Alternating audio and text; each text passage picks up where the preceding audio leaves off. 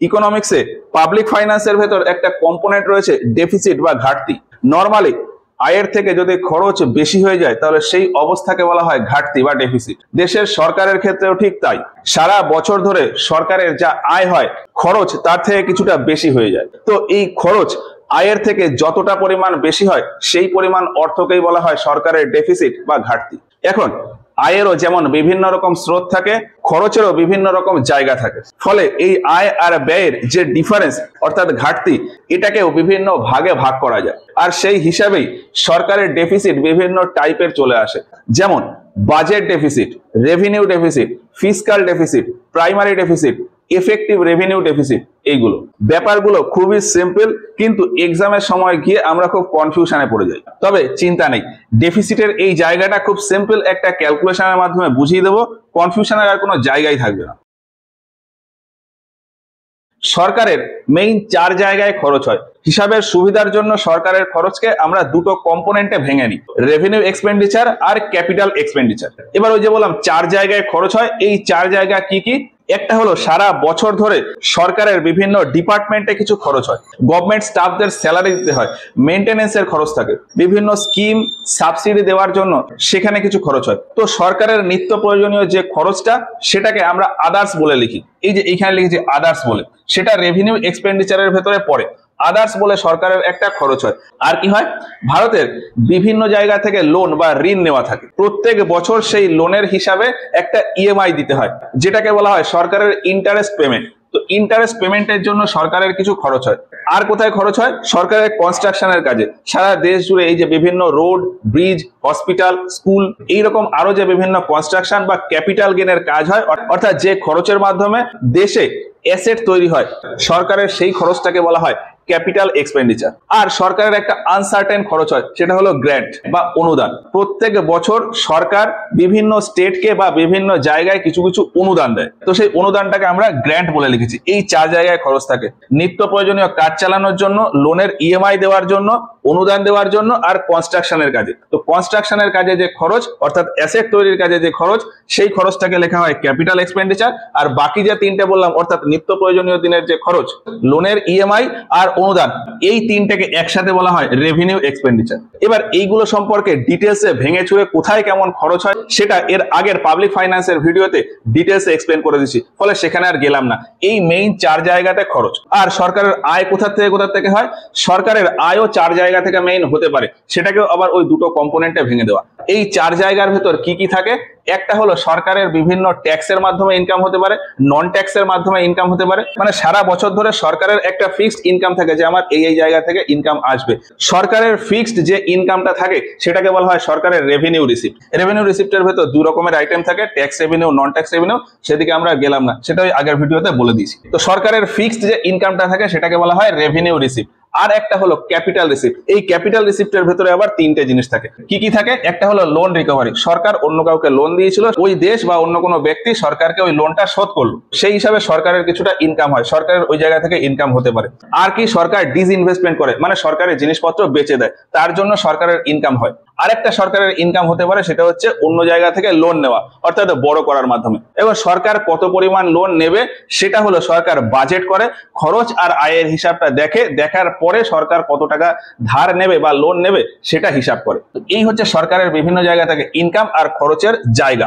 এবার উদাহরণস্বরূপ আমি ক্যালকুলেশনের জন্য ছোট ছোট ভ্যালু নেব। ধরলাম সরকারের ডে টু ডে লাইফ চালানোর জন্য সারা বছর ধরে 50,000 টাকা খরচ হবে।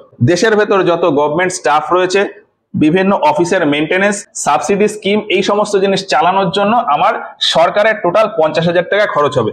সরকারের আগে লোন নেওয়া রয়েছে, সেই লোন পরিশোধ করার জন্য ইএমআই দিতে হয়, তো সেই ইএমআই হিসাবে হয়তো 24,000 টাকা দিতে হবে। সরকারের দেশ চালানোর জন্য খরচ হবে 50,000, ইএমআই তে খরচ হবে 24,000। এটা সরকার আজকের দিনে দাঁড়িয়ে হয়তো হিসাব করে দেখছে যে আমার আগামী 1 বছরে কোথায় কেমন খরচ হবে, তো সেই হিসাবে সরকার 1 বছর চালানোর জন্য দেখলো 50,000 টাকা খরচ হবে, লোন ইএমআই দিতে হবে 24,000 টাকা। বিভিন্ন জায়গায় বিভিন্ন অনুদান দিতে হবে, প্রাকৃতিক দুর্যোগের জন্য হয়তো কোথাও বাঁধ ভেঙে গেল, কোথাও হয়তো ব্রিজ ভেঙে গেল, কোথাও হয়তো মন্দির মসজিদ করতে হবে, সেখানে কিছু অনুদান দিতে হবে। তো এই অনুদান হিসাবে সরকার হয়তো ভেবে দেখলো যে আমার সারা বছরে 1000 টাকা খরচ হবে, তাহলে দেশ চালানোর জন্য 50,000, লোন ইএমআই-তে 24,000 আর অনুদান দেওয়ার জন্য 1000 টাকা খরচ হবে। এটা সরকার হিসাব করে দেখলো। সরকার আরো একটা জিনিস হিসাব করে দেখলো যে সারা দেশে বিভিন্ন জায়গায় বিভিন্ন কনস্ট্রাকশনের কাজ করতে হবে, যেমন রোড তৈরি করা, হসপিটাল তৈরি করা, নতুন স্কুল তৈরি করা, ইউনিভার্সিটি তৈরি করা। তো এইরকম বিভিন্ন কনস্ট্রাকশনের কাজে হয়তো এক বছরে টোটাল 15,000 টাকা খরচ হবে। এই হচ্ছে সরকারের বিভিন্ন জায়গায় বিভিন্ন খরচ। তো টোটাল খরচটা আমি যদি দেখি, দেশ চালানোর জন্য 50,000, ইএমআই-তে 24,000, অনুদানের জন্য 1000। এই তিনটে ক্যাটাগরিকে আমরা রেভিনিউ এক্সপেন্ডিচারের ভেতরে ফেলি, ফলে এই তিনটে মিলিয়ে কত?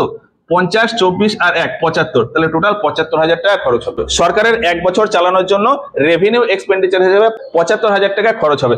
আর ক্যাপিটাল এক্সপেন্ডিচার অর্থাৎ কনস্ট্রাকশনের জন্য খরচ হবে কত? 15,000। তাহলে সরকারের এক বছরের টোটাল খরচ হবে কত? 75 + 15 মানে 90,000 টাকা। সরকারের এক বছরের টোটাল 90,000 টাকা খরচ হবে। এটা সরকার হিসাব করে দেখলো। এই আগামী বছর চালাতে গেলে টোটাল 90,000 টাকা খরচ হবে। এবার সরকার হিসাব করে দেখবে যে আমার এই আগামী এক বছরে কত টাকা ইনকাম হবে।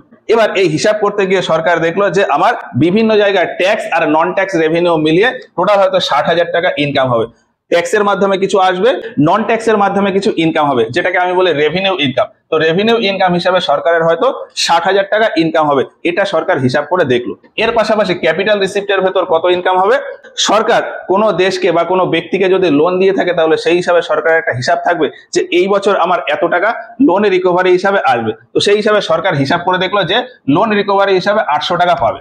বিভিন্ন জায়গা থেকে সরকারের ইনকাম হবে 60,000, লোন রিকভারি থেকে ইনকাম হবে 800 টাকা। আর ডিসইনভেস্টমেন্ট অর্থাৎ কিছু জিনিস বিক্রি করে দেবে, সরকারের হয়তো ব্যবহারে লাগছে না বা সরকার হয়তো কোনো কিছুতে লসে চলছে, তাহলে সেই জিনিসটা বিক্রি করে দিল বা বিক্রি করে দেবে। তো সেই ডিসইনভেস্টমেন্টের ধরুন সরকারের হয়তো 1200 টাকা ইনকাম হবে। তো হিসাব মতো এই হচ্ছে সরকারের টোটাল ইনকাম। সরকার হিসাব করে দেখছে বছরে আমার এই ইনকাম হবে। বিভিন্ন জায়গা থেকে 60,000, লোন রিকভারি হিসাবে 800 টাকা আর ডিসইনভেস্টমেন্ট অর্থাৎ জিনিসপত্র বিক্রি করে দিয়ে 1200 টাকা। আর কোথাও কিন্তু কোনো ইনকাম নেই, আর কোনো জায়গা থেকে কিন্তু ইনকামের কোনো সোর্স থাকছে না সরকারের। তো সেই হিসাবে সরকারের টোটাল ইনকাম কত হচ্ছে? 60,000, 800 আর 1200, তাহলে টোটাল 62,000 টাকা। সরকারের ইনকাম হবে কত? 62,000 টাকা। সরকার হিসাব করে দেখলো যে আগামী এক বছরে সব দিক মিলিয়ে মোটামুটি 90,000 টাকা খরচ হবে আর সব জায়গা মিলিয়ে মোটামুটি 62,000 টাকা মতো আমার ইনকাম হবে। এবার তাহলে সরকারের খরচ আর ইনকামের হিসাবটা আমি পেলাম। এর পরে আসি ঘাটতি বা ডেফিসিট সম্পর্কে। সারা বছর ধরে সরকারের যা খরচ হবে সেটা পূরণ করতে গিয়ে সরকারের রাজকোষে যতটা টান পড়ে সেটাকেই বলা হয় ঘাটতি বা ডেফিসিট। ব্যাপারটা কেমন? এই যে এখানে আমি দেখছি সরকারের খরচ হবে আগামী এক বছরে 90,000 টাকা আর সরকারের এক বছরে ইনকাম হবে 62,000 টাকা। এখন সরকার যদি এই 90,000 টাকায় খরচ করতে চায়, এই 90,000 টাকাকে সরকার কুলিয়ে উঠতে পারবে? এটা কিন্তু পারবে না। সরকার কুলিয়ে উঠতে পারছে কতটা? 62,000। তার মানে এই 90,000 খরচ পূরণ করার জন্য সরকারের 90 - 62 মানে আরো 28,000 টাকা লাগবে। সরকার যদি আরো 28,000 টাকা কোনো জায়গা থেকে ম্যানেজ করতে পারে, তবেই তার এই বছরের 90,000 টাকার খরচটা সে পূরণ করতে পারবে। এবার সরকার এই 28,000 টাকা আনবে কোথা থেকে? একদম সিম্পল যেখান থেকে আনা যায় সেটা হলো সরকারের জমানো যে অর্থ রয়েছে। এটা তো সরকারের এক বছরে ইনকাম হচ্ছে, এটা তো আলাদা। আর সরকারের জমানো কিন্তু প্রচুর পয়সা রয়েছে। সরকারের জমানো যে টাকাটা রয়েছে সেটাকে বলা হয় সরকারের রাজকোষ। এক কথায় সরকার যে পরিমাণ অর্থ জমিয়ে রাখে বা যেখানে জমিয়ে রাখে সেটাকে বলা হয় রাজকোষ। এখন সরকারের ওই রাজকোষে কত টাকা আছে বা না আছে আমি সে বিষয়ে গেলাম না। সরকারের যে জমানো টাকা আছে তার থেকে 28,000 টাকা তুলে নিয়ে এই 62,000-এর সাথে যোগ করা যায়, তাহলে 62 আর 28 যোগ হয়ে হবে 90। তখন এই 90,000 টাকার খরচটা আমি পূরণ করতে পারবো। তো সরকারের এই 90,000 টাকা অর্থাৎ সরকারের টোটাল খরচের যোগান দিতে গিয়ে রাজকোষে যতটা টান পড়লো, এই যে রাজকোষ থেকে 28,000 টাকা আমি তুললাম, রাজকোষে যতটা টান পড়লো এটাকেই বলা হয় সরকারের ঘাটতি বা ডেফিসিট। আর এই ডেফিসিটটাকেই বলা হয় সরকারের ফিসকাল ডেফিসিট বা রাজকোষীয় ঘাটতি। এই যে রাজকোষে টান পড়ছে, সব খরচ ম্যানেজ করতে গিয়ে সরকারের রাজকোষে যতটা পরিমাণ টান পড়ছে সেটাকেই বলে রাজকোষীয় ঘাটতি বা ফিসকাল ডেফিসিট। তাহলে আমাদের এই ক্যালকুলেশনের হিসাবে সরকারের ফিসকাল ডেফিসিট কত হবে? 90,000 - 62,000 মানে 28,000 টাকা। এবার এটাকে যদি আমরা একটা ফর্মুলায় ফেলতে যাই, আমার এই খরচ মাইনাস এই আয়, এবার এই খরচটা কি কি দিয়ে হচ্ছিল, এই খরচটা হচ্ছে টোটাল পাবলিক এক্সপেন্ডিচার। পাবলিক এক্সপেন্ডিচারকে কি কি দিয়ে লেখা যায়, revenue expenditure plus capital expenditure. এই যে রেভিনিউ এক্সপেন্ডিচারের পাশে আমি লিখেছি ডি, আমি ফর্মুলা করার জন্য এই রেভিনিউ এক্সপেন্ডিচারটাকে আমি ডি ধরে নিয়েছি, ক্যাপিটাল এক্সপেন্ডিচারকে জি ধরে নিয়েছি। তাহলে আমার টোটাল পাবলিক এক্সপেন্ডিচার কত হবে, ডি প্লাস জি। তাহলে পাবলিক এক্সপেন্ডিচার হবে ডি প্লাস জি। তাহলে পাবলিক এক্সপেন্ডিচার মানে টোটাল এক্সপেন্ডিচার, সেটা কি ডি প্লাস জি। এর ভ্যালুটা কত, 90,000। আর সরকারের ইনকাম হচ্ছে কত, সরকারের ইনকাম হচ্ছে পাবলিক ইনকাম। এই পাবলিক ইনকামের ভেতর কি কি আছে, একটা হলো রেভিনিউ রিসিপ্ট আর একটা হলো ক্যাপিটাল রিসিপ্ট। রেভিনিউ রিসিপ্টকে লিখেছি এ দিয়ে আর ক্যাপিটাল রিসিপ্টকে লিখেছি এইচ দিয়ে।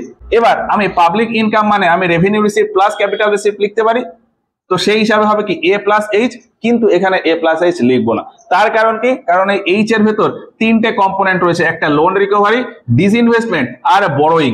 এখানে আমরা যদি দেখি বড়োইং এর কোনো অ্যামাউন্ট কিন্তু আমি দেইনি। নর্মাল সরকারের আয়ের মধ্যে বড়োইংটাকে ধরা হয় না, এই জন্য বড়োইংটাকে আমি আলাদা করে লিখেছি সি, আর লোন রিকভারি ডিসইনভেস্টমেন্ট এই দুটোকে একসাথে লিখেছি বি। তাহলে এইচ মানে আমি বলতে পারি ক্যাপিটাল রিসিপ্ট মানে এই তিনটের যোগফল, এবার এই তিনটার ভেতর এই দুটো মানে আমি লিখেছি বি, তো সেই ক্ষেত্রে আমি বলতে পারি ক্যাপিটাল রিসিপ্ট মানে বি প্লাস সি। তাহলে এইচ সমান সমান কি হয়, তার মানে এইচ সমান সমান বি প্লাস সি। এইচ সমান সমান হচ্ছে বি প্লাস সি। এখন সরকারের নর্মাল ইনকামের ভেতরে সি তো আর আসছে না, তাহলে আসছে কি শুধুমাত্র বি, এইচ এর ভেতরে শুধুমাত্র বি আসছে। আর এখানে রেভিনিউ রিসিপ্ট তো এ আসছিলই, তাহলে বি প্লাস এ। সরকারের নর্মাল ইনকামটা কি বি প্লাস এ। সরকারের টোটাল ইনকাম আর টোটাল খরচের ভেতর আমি যদি দেখি, টোটাল খরচ হচ্ছিল ডি প্লাস জি আর টোটাল ইনকাম নর্মালি আসছে কত, বি প্লাস এ। বি প্লাস এ, এই বি প্লাস এ এর ভ্যালুটাই কত, 62,000। এই যে এ প্লাস এই যে বি মিলে 800 আর 1200, তাহলে টোটাল 2000, 60 আর 2 62,000, 62,000। তাহলে বি প্লাস এ এর ভ্যালু কত, 62,000, আর ডি প্লাস জি এর ভ্যালু হচ্ছে 90,000। এবার ওই যে বললাম ফিসকাল ডেফিসিট কত আসছে, 28,000। কিভাবে আসছে, এই টোটাল খরচ ম্যানেজ করতে গিয়ে রাজকোষে যতটা টান পড়ছে, রাজকোষে কতটা টান পড়বে, এখান থেকে এটা যতটা মাইনাস, তো 90 থেকে 62 মাইনাস করলে আসে 28, তো 28,000 টাকা আমার রাজকোষে টান পড়ছে, ফলে রাজকোষের টানটাকেই বলে ফিসকাল ডেফিসিট। তাহলে আমি ফর্মুলা আকারে কি লিখতে পারি, 90 মাইনাস 62, তার মানে ডি প্লাস জি মাইনাস বি প্লাস এ বা এ প্লাস বি। এইটাই হলো এই যে এইখানে ফর্মুলা লেখা রয়েছে, এই যে এখানে লিখেছি ফিসকাল ডেফিসিট। ফিসকাল ডেফিসিট মানে কি, ডি প্লাস জি মানে টোটাল পাবলিক এক্সপেন্ডিচার, আর এ প্লাস বি পাবলিক ইনকামের ভেতরে দুটো কম্পোনেন্ট, একটা হলো রেভিনিউ রিসিপ্ট আর একটা এই যে বি, বিটার একটা স্পেশাল নাম আছে, সেটা হলো নন ডেপ্ট ক্যাপিটাল রিসিপ্ট। এই যে ক্যাপিটাল রিসিপ্টের ভেতর তিনটে আইটেম ছিল, এর ভেতর বড়োইং বা ডেপ্ট মানে ধার, ধার করে আমার যে ক্যাপিটাল রিসিপ্ট বাড়বে সেটা, আর লোন রিকভারি ডিসইনভেস্টমেন্ট করলে আমার কিন্তু আর ধারের পরিমাণ থাকলো না, এই জন্য এই দুটোকে একসাথে বলা হয় নন ডেপ্ট ক্যাপিটাল রিসিপ্ট। ফলে বি ইকুয়াল টু হচ্ছে নন ডেপ্ট ক্যাপিটাল রিসিপ্ট। তো যাই হোক, বেশি ফর্মুলায় আমরা যাব না, কনসেপ্ট বুঝে নিলে বাকিটা পুরো ক্লিয়ার হয়ে যাবে। ফিসকাল ডেফিসিট বলতে কি বোঝাবে, তাহলে total expenditure minus normal total income. এবার সেটাই আমরা এখানে স্টেটমেন্টে লিখেছি। টোটাল এক্সপেন্ডিচার মানে কি পাবলিক এক্সপেন্ডিচার, আর নরমালি টোটাল ইনকাম মানে কি পাবলিক ইনকাম বা পাবলিক রিসিপ্ট, এই যে পাবলিক রিসিপ্ট, আর লাস্টে লিখেছি উইদাউট বড়োইং মানে ধার করা ছাড়া সরকারের যে ইনকামটা হচ্ছে। এই যে এতক্ষণ 62,000 বললাম, এই 62,000 ভেতর কিন্তু কোনো ধার নেওয়া নেই, সরকারের নরমাল এই 62,000 টাকা ইনকাম, এই জন্য এখানে স্টেটমেন্ট আকারে লেখা রয়েছে পাবলিক ইনকাম উইদাউট বড়োইং। তো ফিসকাল ডেফিসিট মানে public expenditure minus public receipt বা পাবলিক ইনকাম উইদাউট বড়োইং। তো ফিসকাল ডেফিসিট হলো, ফিসকাল ডেফিসিটের ভ্যালু কত এসছে, ফিসকাল ডেফিসিটের ভ্যালু এসছে আমাদের 28,000 টাকা। এটা হচ্ছে আমাদের ফিসকাল ডেফিসিট।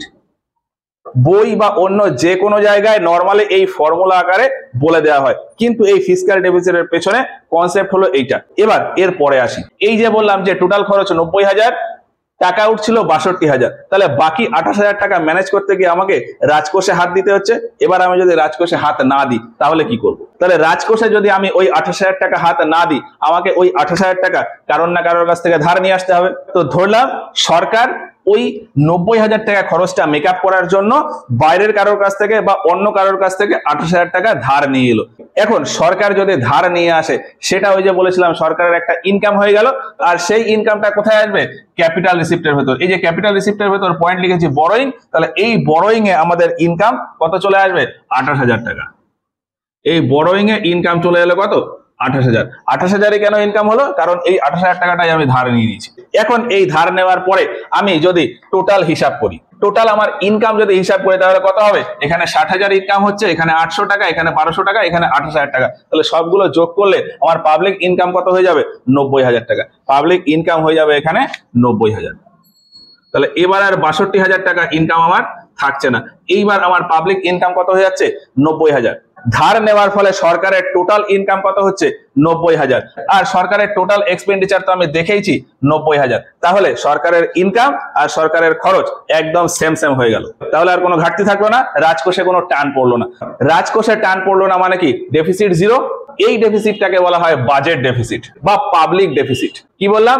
ধার নেওয়ার পরে টোটাল যে ইনকাম হলো আর টোটাল যে খরচ হলো, এই দুটো দেখা যায় যে ব্যালেন্স হয়ে যায়, মানে আয় আর খরচের অ্যামাউন্ট দুটোই সেম হয়ে যায়। যখন এই দুটোই সেম হয়ে যাবে তখন আর আমার রাজকোষে টান পড়ার দরকার নেই। রাজকোষে টান পড়ছে না মানে কি?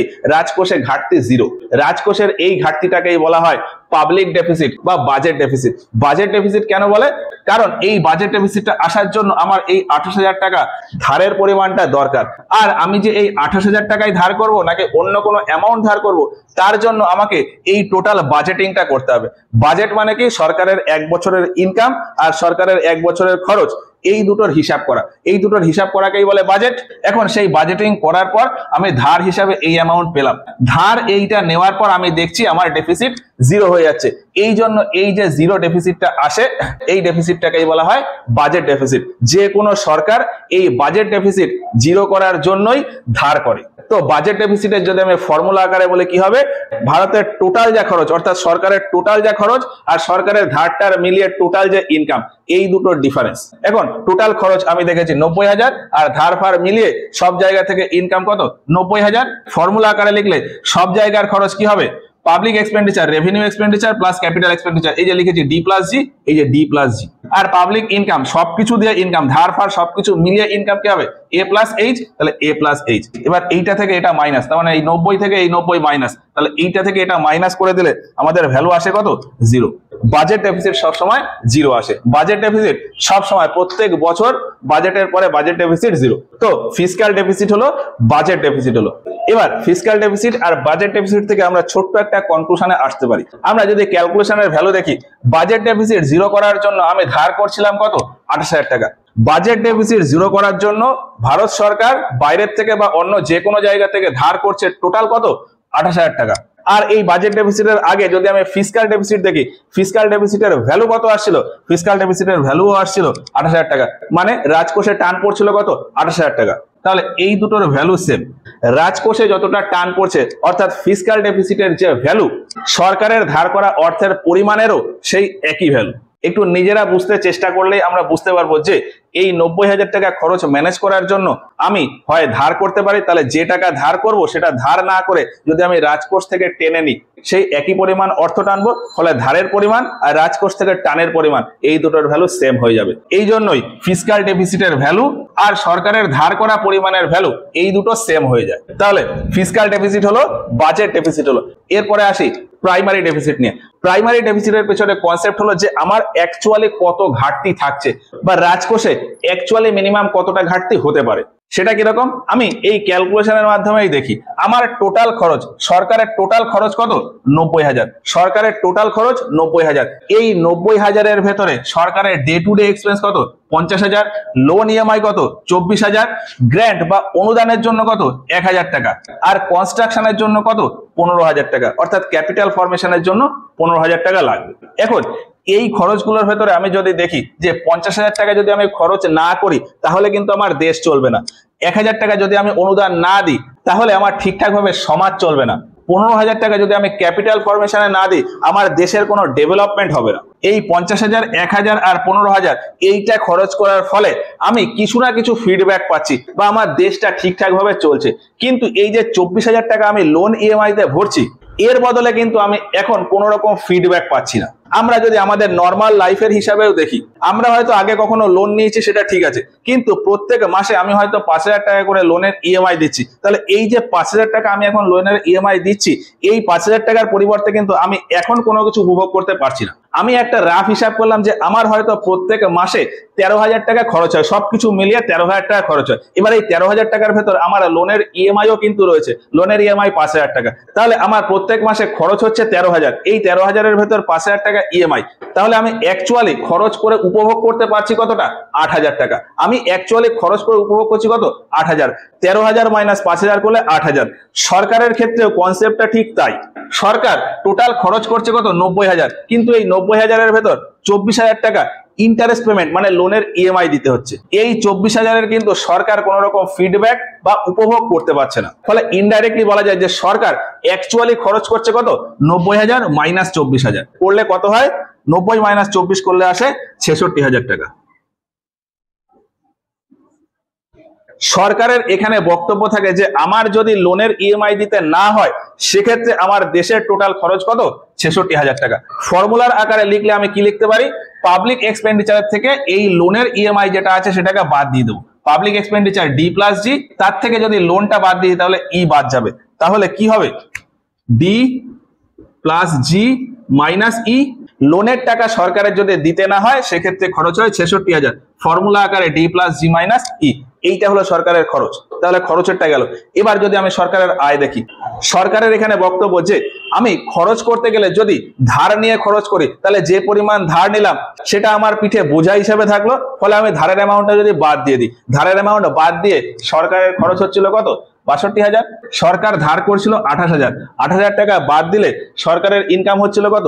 62,000। সরকারের অ্যাকচুয়ালি ইনকাম কত হচ্ছে? 62,000। সরকার ইনকাম করতে পারছে 62,000, আর দেশ চালানোর জন্য অ্যাকচুয়ালি খরচ হচ্ছে কত? 66,000। তাহলে কত টাকা বেশি খরচ হচ্ছে? 4,000 টাকা বেশি খরচ হচ্ছে। 66,000 মাইনাস 62,000 করলে 4,000। ধারের বোঝা টোঝা বাদ দিয়ে সরকারের ইনকাম 62,000, আর লোন ইএমআই দিতে না হলে সরকারের খরচ 66,000। কত টাকা বেশি? 4,000 টাকা বেশি। এবার এই 4,000 টাকাটা সরকার কোথা থেকে ম্যানেজ করবে? 4,000 টাকাটা সরকার ওই রাজকোষ থেকে পূরণ করতে পারে। তাহলে 4,000 টাকা যদি সরকার রাজকোষ থেকে পূরণ করে, রাজকোষে ওই 4,000 টাকার কমতি পড়ে গেল, ওই কমতিটাকেই বলা হয় সরকারের প্রাইমারি ডেফিসিট। তো প্রাইমারি ডেফিসিট কি বলবো? ধারের টাকা বাদ দিয়ে সরকারের যে খরচ, সেই খরচটা পূরণ করতে গিয়ে রাজকোষে যে টান পড়ছে সেটাকে বলে প্রাইমারি ডেফিসিট। কি বললাম? আমি আরো একবার বলি। ইন্টারেস্ট পেমেন্ট মানে সরকারের যদি লোন ইএমআই দিতে না হয় সেক্ষেত্রে সরকারের যে খরচ সেটা পূরণ করতে গিয়ে রাজকোষে যতটা টান পড়বে, যতটা কমতি পড়বে, সেইটাকে বলা হয় প্রাইমারি ডেফিসিট।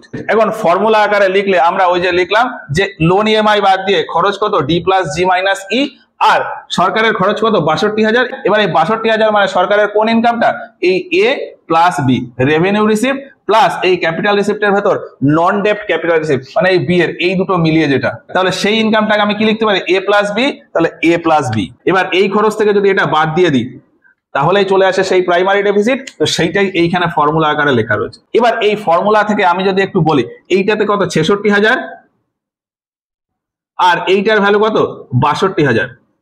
তাহলে এই প্রাইমারি ডেফিসিটের ভ্যালু কত আসছে? অ্যাকচুয়ালি ভ্যালু আসছে 4,000 টাকা। প্রাইমারি ডেফিসিটের ভ্যালু কত? 4,000 টাকা। আমি যদি ফিসকাল ডেফিসিটের ভ্যালু দেখি, সেই ভ্যালুটা কত আসছিল আমাদের? 28,000 টাকা। ফিসকাল ডেফিসিটের ভ্যালু 28,000 টাকা। এই ক্যালকুলেশনের মাধ্যমে আমরা দেখলাম ফিসকাল ডেফিসিটের ভ্যালু আসছে 28,000 টাকা, প্রাইমারি ডেফিসিটের ভ্যালু আসছে 4,000 টাকা। এবার আমি আরো একটা ক্যালকুলেশন করি। তাহলে ফিসকাল ডেফিসিট কত? 28,000। প্রাইমারি ডেফিসিট কত? 4,000। এখান থেকে এটা মাইনাস করে দিলে কত আসে? 24,000। এই 24,000 ভ্যালু কোনটা? এই 24,000 ভ্যালু হচ্ছে এই যে টাকাটা লোন দিচ্ছি, এই 24,000 ভ্যালু আর এই যে টাকাটা লোন দেওয়া হচ্ছে সেই ভ্যালু, এই দুটো সেম। ফলে এইটা আমি বলতে পারি যে এইটা হলো আমাদের ইন্টারেস্ট পেমেন্ট, সরকারের লোন ইএমআই। ভ্যালুর ক্ষেত্রে দেখলাম 28,000 থেকে 4,000 মাইনাস করলে 24,000 আসে। এই 24,000 ভ্যালুটাই কি? ইন্টারেস্টের ভ্যালুটা। ফলে আমি এইখান থেকে ফর্মুলা আকার লিখতে পারি fiscal deficit minus primary deficit equal two হলো ইন্টারেস্ট পেমেন্ট। এই ক্যালকুলেশন থেকে এই ফর্মুলায় আসাই যায়। এবার এটাকে যদি আমি একটু ঘুরিয়ে লিখি, অর ফিসকাল ডেফিসিট, এটাকে এপাশে নিয়ে আসলাম, তাহলে কি হবে? Minus interest payment. আর এটাকে যদি ওপাশে নিয়ে যাই তাহলে কি হবে? এটা ওপাশে গিয়ে প্লাস, তাহলে প্রাইমারি ডেফিসিট। এবার এটাকে আমি যদি ঘুরিয়ে লিখি, therefore primary deficit equal to fiscal deficit minus interest payment. এইটা হচ্ছে আমাদের ফর্মুলা চলে আসে। বিভিন্ন বই বা বিভিন্ন চ্যানেলে ডাইরেক্ট এই ফর্মুলাটা বলে দেওয়া হয়, কিন্তু এই ফর্মুলা কোথা থেকে আসে সেটার আর আলোচনা হয় না। এইখানে দেখিয়ে দিলাম কোথা থেকে আসে। তো প্রাইমারি ডেফিসিটের এই যে ফর্মুলা, এই যে এইখানে লেখা রয়েছে primary deficit equal to fiscal deficit minus interest payment, এই ফর্মুলা এইভাবে আসে। তো এই হচ্ছে প্রাইমারি ডেফিসিট।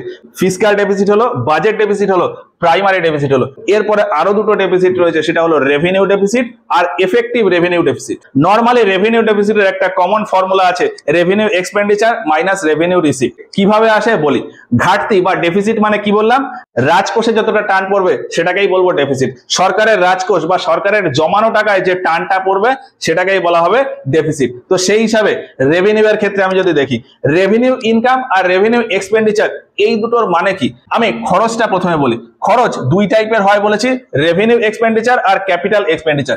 রেভিনিউ এক্সপেন্ডিচার মানে কি, যেটা আমাকে খরচ করতেই হবে।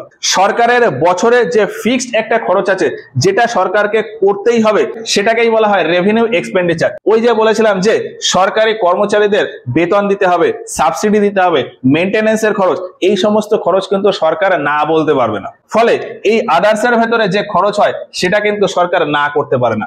ইন্টারেস্ট পেমেন্ট, আমরা হিসাবের জন্য প্রাইমারি ডেফিসিটে ইন্টারেস্ট পেমেন্টটাকে বাদ দিয়ে দিয়েছি, কিন্তু দেশ চালানোর জন্য অ্যাকচুয়ালি কি এই ইন্টারেস্ট পেমেন্টটাকে না করা যাবে? আমার যদি কোথাও ধার থাকে, আমি কি তাকে বলতে পারবো যে আমি এই মাসে বা এই বছরে আমি তোমার ধারের পরিমাণটা দেবো না? আমি কিন্তু বলতে পারবো না। সেই হিসাবে সরকারও কিন্তু এইটাকে না করতে পারে না, সরকারের এটা খরচ করতেই হবে। গ্র্যান্টের দরুন যে খরচ, গ্র্যান্টের দরুন 1000 টাকা যে খরচ, এটা কিন্তু সরকার না করলেও করতে পারে, কিন্তু সমাজের দিকে তাকিয়ে সরকারকে করতেই হবে, সরকারকে অনুদান দিতেই হবে। কোথাও হয়তো প্রাকৃতিক দুর্যোগ হলো, সেটা ঠিক করার জন্য সরকারকে অনুদান দিতেই হবে। ফলে এই গ্র্যান্টের খরচটাও সরকারের একটা আবশ্যিক খরচের ভেতরে পড়ে। ফলে এই তিন জায়গায় যে খরচ হচ্ছে, মানে 50, 24 আর 1 টোটাল 75,000, রেভিনিউ এক্সপেন্ডিচারের যে 75,000, এটা কিন্তু সরকারের করতেই হবে। সরকারের দেশ চালানোর জন্য এই 75,000 টাকাটা খরচ করতেই হবে। এরপর বাকি থাকলো ক্যাপিটাল এক্সপেন্ডিচারের এই 15,000 টাকা। এই 15,000 টাকাটা সরকার চাইলে নাও খরচ করতে পারে। সেটা কেমন? এই ক্যাপিটাল এক্সপেন্ডিচারে কিসের খরচ হয়? সরকারের নতুন ক্যাপিটাল ফরমেশনে, সরকার আরো বেশি বিকাশ হওয়ার জন্য, সরকারের আরো বেশি ডেভেলপমেন্ট হওয়ার জন্য এই খরচটা হয়। সরকার চাইলে এটা খরচ নাও করতে পারে। সরকার হয়তো বাজেটে বললো যে আমার এই বছর 5টা ফ্লাইওভার তৈরি করতে হবে। এখন সরকার যদি ওই 5টা ফ্লাইওভার তৈরির খরচ না দেয়, তাহলে ফ্লাইওভার তৈরি হলো না, তার জন্য কিন্তু দেশ থেমে থাকলো না। ফলে এই যে ক্যাপিটাল এক্সপেন্ডিচারের যে খরচ, এটা যদি সরকার না করে তাও কিন্তু দেশ থেমে থাকে না, কিন্তু রেভিনিউ এক্সপেন্ডিচারের এই খরচটা না করলে দেশ থেমে যাবে। এই 15,000 খরচটা না করলে কি হবে? দেশে কোনো নতুন স্ট্রাকচার তৈরি হবে না, নতুন হয়তো হসপিটাল তৈরি হবে না, নতুন হয়তো স্কুল কলেজ তৈরি হবে না, কিন্তু দেশ চলবে। তো দেশ চালানোর জন্য আবশ্যিক যে খরচ, সেটাকেই বলা হয় রেভিনিউ এক্সপেন্ডিচার। সেই পরিমাণটা কত? 75,000। তো এইটা বোঝা গেল। এরপরে আসি রেভিনিউ ইনকামের ব্যাপারে। রেভিনিউ ইনকাম কি? সরকারের যে জায়গা থেকে কনফার্ম ইনকাম হবেই। আমি ধরলাম কোনো একটা দোকানে কাজ করি মাসিক মাইনের হিসাবে, তাহলে আমি সেখানে কম বেশি যাই কাজ করি না কেন, মাসের মাথায় আমার ওই অ্যামাউন্টটা আসবেই। ওই ইনকামটা কিন্তু আমার একটা ফিক্সড ইনকাম, ওটা আমার একটা কনফার্মড ইনকাম, যে ওই টাকাটা আমার কাছে আসবেই। সরকারের ক্ষেত্রেও ঠিক তাই। সরকারের এই রেভিনিউ রিসিপ্টের ভেতরে যে যে আইটেমগুলো আছে, সেই জায়গাগুলো থেকে সরকারের ইনকামটা কনফার্ম। আমরা এর আগের ভিডিওতে এই রেভিনিউ রিসিপ্টের ভেতর যে যে আইটেমগুলো ছিল সেগুলো যদি দেখি, সেখানে বুঝতে পারবো যে ওর ভেতর যে যে আইটেম ছিল সেই সব জায়গা থেকে একটা ফিক্সড ইনকাম একটা বছরে আসবেই। ফলে সরকারের যে ফিক্সড ইনকাম, সেটাকেই বলা হয় রেভিনিউ ইনকাম বা রেভিনিউ রিসিপ্ট। সেই ভ্যালুটা কত? 60,000। এবার বাকি যে ইনকাম গুলো, সেগুলো আমি যদি দেখি, লোন রিকভারি। লোন রিকভারি মানে কি? সরকার কাউকে লোন দিয়েছিল, সে আবার ওই টাকাটা ব্যাক করবে। এখন সরকার তার দেশ চালানোর জন্য ওই টাকার ভরসায় কিন্তু বসে থাকে না। বাইরের একজনের টাকায় কিন্তু সরকার বসে থাকে না, যে বাইরের একজন টাকা কনফার্ম দেবে, সেই টাকা দিয়ে আমি আমার দেশ চালাবো। এই জন্য সরকারের ফিক্সড ইনকামের ভেতর ওই টাকাটাকে রাখা হয় না। সরকারের আয়ের আর একটা স্রোত কি? ডিসইনভেস্টমেন্ট, মানে জিনিসপত্র বিক্রি করে দেয়া। সরকার যদি জিনিসপত্র বিক্রি না করে, তাহলে সরকারের ইনকাম হবে না। ফলে জিনিসপত্র বিক্রির মাধ্যমে সরকারের যে আয়টা হচ্ছে, সেটাও কিন্তু ফিক্সড না। তাহলে ফিক্সড ইনকাম কোনটা? এই রেভিনিউ রিসিপ্টের যে ইনকামটা, সেটা। তো সেই হিসাবে ফিক্সড ইনকাম কত? 60,000। সরকারের ফিক্সড ইনকাম 60,000, আর দেশ চালানোর জন্য সরকারের ফিক্সড খরচ কত? 75,000। 75,000 টাকা না হলে দেশ চলবেই না, আর দেশ চলতে চলতে 60,000 টাকা আমার আসবেই। সরকারের 60,000 টাকা ইনকাম হবেই। তাহলে খরচে কনফার্ম অ্যামাউন্ট পেলাম, আয়ের কনফার্ম অ্যামাউন্ট পেলাম। ৭৫,০০০ টাকা কনফার্ম খরচ। তাহলে এই ৭৫,০০০ টাকা মেকআপ করার জন্য আমাকে কি করতে হচ্ছে, ৬০,০০০ টাকা ইনকাম হচ্ছে, আরো ১৫,০০০ টাকা তো লাগবে। ৭৫,০০০ টাকার কনফার্ম খরচটাকে মেকআপ করা বা পূরণ করার জন্য আমাকে রাজকোষ থেকে আবার পয়সা তুলতে হবে। কত পয়সা তুলতে হবে? ৭৫,০০০-এর ভেতর ৬০,০০০ আমি ম্যানেজ করছিলাম, বাকি যে ১৫,০০০, এই ১৫,০০০ টাকাটা আমি রাজকোষ থেকে তুলবো। তো সরকারের ফিক্সড খরচের যোগান দেওয়ার জন্য রাজকোষ থেকে আমি এই যে ১৫,০০০ টাকা তুলছি, এর ফলে রাজকোষে এই যে ঘাটতি পড়ছে, এই ঘাটতিটাকেই বলা হয় রেভিনিউ ডেফিসিট। তো রেভিনিউ ডেফিসিটের ভ্যালু কত আসবে? ৭৫,০০০ মাইনাস ৬০,০০০। ৭৫,০০০ কি রেভিনিউ এক্সপেন্ডিচার আর ৬০,০০০ কি রেভিনিউ রিসিভ। এই জন্যই ফর্মুলা আকারে লেখা হয়েছে রেভিনিউ ডেফিসিটের formula revenue expenditure minus revenue receive. Revenue expenditure ৭৫,০০০, রেভিনিউ রিসিভ ৬০,০০০। তো সেই হিসাবে ডি মাইনাস এ, এই যে এটাকে ডি লিখেছি, এটাকে এ লিখেছি। তো সেই হিসাবে ৭৫ মাইনাস ৬০,০০০ করলে ভ্যালু কত আসবে? ১৫,০০০ টাকা। তাহলে রেভিনিউ ডেফিসিট হলো ১৫,০০০ টাকা। রেভিনিউ ডেফিসিট ১৫,০০০ টাকা। রেভিনিউ ডেফিসিট কাকে বলবো? ম্যাথামেটিক্যালি বা ফর্মুলা আকারে বলতে গেলে revenue expenditure minus revenue receive এর যে ভ্যালু, সেটাকেই বলবো রেভিনিউ ডেফিসিট। আর বোঝানোর জন্য কি বলবো? সরকারের ফিক্সড যে খরচ, সেটা মেকআপ করার জন্য রাজকোষে যতটা টান পড়বে, সেটাই হচ্ছে রেভিনিউ ডেফিসিট। এরপরে আরো একটা ডেফিসিট বাকি রইলো, সেটা হলো এফেক্টিভ রেভিনিউ ডেফিসিট। সেটা কি? সেটা হলো আমি ওই সরকারের যে ফিক্সড খরচ হচ্ছে, তার ভেতর আমি আরো একটু মডিফাই করলাম। ওই যে খরচ, ওই খরচের ভেতর কোনটা ইনক্লুড রয়েছে? গ্র্যান্ট ইনক্লুড রয়েছে। রেভিনিউ এক্সপেন্ডিচারের ভেতরে আদার্স খরচ, ইন্টারেস্ট পেমেন্ট আর গ্র্যান্ট ইনক্লুড রয়েছে, মানে অনুদানের পরিমাণটা ইনক্লুড রয়েছে। সরকার যদি মনে করে যে আমি এই বছর অনুদান দেবই না, অনুদানে যে টাকাটা দেওয়া হয় তার জন্য যে কনস্ট্রাকশন হয়, সেটা ওই সময় না হয়ে পরবর্তী অন্য কোনো বাজেটের মাধ্যমে কনস্ট্রাকশন করা যায়। ফলে ওই টাইমে অনুদানের ওই পরিমাণটা যদি আমি বাদ দিয়ে দিই, তাহলে সরকারের ফিক্সড খরচ একটা কত থাকে? ৫০ প্লাস ২৪ মানে ৭৪,০০০ টাকা। সরকারের খরচ থাকবে কত? ৭৪,০০০ টাকা। এফেক্টিভ রেভিনিউ ডেফিসিটে এই জিনিসটা আসে। আমরা যদি অনুদানের পরিমাণটা বাদ দিয়ে দিই, সরকারের এখানে বক্তব্য থাকে যে আমার যে ফিক্সড খরচ, তার ভেতর অনুদানের পরিমাণটা ধরা থাকে। অনুদান যদি আমি বাদ দিয়ে দিই, তাহলে আমার ফিক্সড খরচ কত? ফিক্সড খরচ হচ্ছে দেশ চালানোর খরচ আর হচ্ছে ইএমআই। তাহলে এই দুটো মিলিয়ে টোটাল কত? ৭৪,০০০। অনুদান বাদ দিলে সরকারের ফিক্সড খরচ ৭৪,০০০ টাকা। আর সরকারের ফিক্সড ইনকাম কত হচ্ছিল? ৬০,০০০ টাকা। ৭৪,০০০ টাকা খরচ করতে গেলে আমি কুলিয়ে উঠতে পারছি ৬০,০০০। তাহলে বাকি আরো ১৪,০০০। এই ১৪,০০০ কোথা থেকে আসবে? সেই রাজকোষ থেকে টানতে হবে। তাহলে রাজকোষে টান কতটা পড়লো এক্ষেত্রে? ১৪,০০০। রাজকোষে টান পড়লো ১৪,০০০। এই যে ১৪,০০০ ভ্যালু, এইটাকেই বলা হয় এফেক্টিভ রেভিনিউ ডেফিসিট। কি বললাম? অনুদানের পরিমাণ বাদ দিয়ে সরকারের ফিক্সড যে খরচ, সেটা কুলাতে গিয়ে রাজকোষে যে টান পড়বে, সেটাকেই বলা হবে এফেক্টিভ রেভিনিউ ডেফিসিট। ফর্মুলা আকারে লিখলে আমি কি বলতে পারি? এখানে আমি যদি ১৫,০০০ আর এই ১৪,০০০, এই দুটো জায়গা একটু ভালো করে দেখি। ১৫,০০০ মাইনাস ১৪,০০০ করলে কি হয়? ১৫,০০০ মাইনাস ১৪,০০০ সমান সমান কত? ১,০০০। এবার এই ১৫,০০০টা কি? এই ১৫,০০০টা ছিল রেভিনিউ ডেফিসিট। ১৪,০০০টা কি? ১৪,০০০ হচ্ছে এফেক্টিভ রেভিনিউ ডেফিসিট। আর এই ১,০০০ টাকার ভ্যালুটা কোনটা আসছে? এই ১,০০০ টাকার ভ্যালু আর এখানে গ্র্যান্টের ভ্যালু সেম। ফলে এই গ্র্যান্ট আমি লিখতে পারি ইকুয়াল টু কত? এফ। ব্যাপারটা হয়তো একটু ঘিজিমিজি হয়ে যাচ্ছে, নোট তৈরির জন্য তোমরা তোমাদের মতন করে একটু ফ্রেশ করে নিও, তাহলে হয়ে যাবে। এবার এটা যদি আমি একটু সাজিয়ে গুছিয়ে লিখি, তাহলে আসে রেভিনিউ ডেফিসিট মাইনাস এটাকে এ পাশে দিয়ে দিলে এফ মানে হচ্ছে গ্র্যান্ট, ইকুয়াল টু এটাকে এ পাশে দিয়ে দিলে এফেক্টিভ রেভিনিউ ডেফিসিট। এবার এটাকেই আমি উল্টো পাল্টা করে লিখলে ফাইনাল ফর্মুলা আসে effective revenue deficit equal two revenue deficit minus F মানে হচ্ছে গ্র্যান্ট। এইটা আমাদের খালি ফর্মুলা আছে, বইতে এই ফর্মুলা দেয়া হয়। এবার এই ফর্মুলা এইভাবে আসে। তো এই হচ্ছে বিভিন্ন ধরনের ডেফিসিট। এই ডেফিসিটের পুরো ব্যাপারটা সরকার প্রত্যেক বছর যে বাজেট পেশ করে, সেই বাজেটে এই সমস্ত কিছু লেখা থাকে। এই বছর ২০২৫-২৬ সালের বাজেট পেশ হয়েছে, সেই বাজেটেও এই সমস্ত ডেফিসিটের ব্যাপারে লেখা রয়েছে। এই যে এইখানে যেরকম আমরা আমাদের মতন করে একটা ভ্যালু নিয়েছি, বাজেটে সব এক্সাক্ট ভ্যালু লেখা রয়েছে। এই ২৫-২৬ সালের বাজেট মানে হলো যে আগামী এক বছরে সরকারের কোথায় কেমন খরচ হবে, কোথা থেকে কেমন আয় হবে, তার একটা পুরো টোটাল হিসাব লেখা রয়েছে। আর সেই হিসাবের সাপেক্ষে কোন কোন ঘাটতি বা কোন ডেফিসিট কিরকম কি ভ্যালু আসবে, সেটাও লেখা রয়েছে। তো বাজেট হিসাবে ভারতের কি ইনকাম হবে, কি খরচ হবে, কত ডেফিসিট থাকবে, সেটা এর পরের ভিডিওতে গিয়ে আমরা একটু দেখে নেব। তাহলে এই ডেফিসিট আর পাবলিক ফাইন্যান্সের কনসেপ্টটা পুরোটা ক্লিয়ার হয়ে যাবে। আর ওই যে বলেছিলাম যে এই পাবলিক ফাইন্যান্স আর ডেফিসিট থেকে যে সমস্ত প্রশ্ন আসে সেগুলোতে ছেলেমেয়েরা খুব কনফিউশনে পড়ে, তো কনফিউশনে যাতে না পড়ো সেই জন্য প্রিভিয়াস ইয়ারে কেমন প্রশ্ন এসছে সেগুলো একবার ডিসকাস করে নেবো। তো আজকের মতো ভিডিওটা এই পর্যন্ত। ভিডিওটা ভালো লাগলে একটা লাইক করো। এই ভিডিও সম্পর্কে তোমাদের মতামত আমাদেরকে কমেন্ট বক্সে জানিও। বুঝতে গিয়ে যদি কোথাও কোনো কনফিউশন বা ডাউট থাকে সেগুলো আমাদেরকে জানিও। আর এই পুরো ব্যাপারটা যদি বুঝতে না পারো আমি অ্যাডভাইস দেবো এই ভিডিওটা আরো একবার দেখো, আশা করি সব ক্লিয়ার হয়ে যাবে। তো আজকের ক্লাসটা এখানেই শেষ করছি, দেখা হচ্ছে এর পরের ক্লাসে গিয়ে।